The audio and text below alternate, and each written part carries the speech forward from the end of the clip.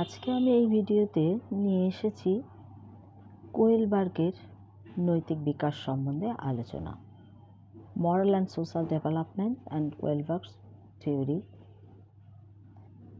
প্রথমেই বলা যেতে পারে কোন পরিস্থিতিতে ঠিক বা ভুল যুক্তিকরণের ক্ষমতার পরিবর্তনই হলো নৈতিক বিকাশ। পিয়াজের নৈতিক বিকাশের বিভিন্ন স্তরের কথা বলেন। পরবর্তীতে তার শিষ্য কোয়েলবার্গ এই তত্ত্বকে আরও বিস্তৃতভাবে ব্যাখ্যা দেন, যা কোয়েলবার্গের তত্ত্ব হিসেবে পরিচিত। কোয়েলবার্গ তার তত্ত্বটি প্রতিষ্ঠিত করার জন্য কতগুলো নৈতিক দ্বন্দ্ব, মরাল ডিলেমা তৈরি করেন। এরকম একটি দ্বন্দ্ব হলো হেঞ্জের দ্বন্দ্ব বা হেঞ্জ ডিলেমা। ডিলেমাটি হলো, হেঞ্জের স্ত্রী একটি বিশেষ ধরনের ক্যান্সারে আক্রান্ত। ডাক্তার একজন বিজ্ঞানীর কথা বলেন, যার কাছে ওই ক্যান্সার ভালো হওয়ার ওষুধ আছে। হেঞ্জ সেই বিজ্ঞানীর কাছে যান। বিজ্ঞানী ওষুধের দাম বলেন, কিন্তু ওষুধের দাম অনেক হওয়ায় তিনি তা কিনতে পারেননি।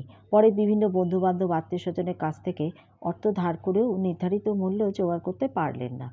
বিজ্ঞানীও তাকে নির্ধারিত মূল্যের কমে ওষুধটি দিতে অস্বীকার করলেন। একদিন রাত্রে হেঞ্জ বিজ্ঞানের ল্যাবরেটরি ভেঙে ওষুধ নিয়ে এলেন। প্রশ্ন, হেঞ্জ কি কাজটা ঠিক করলেন?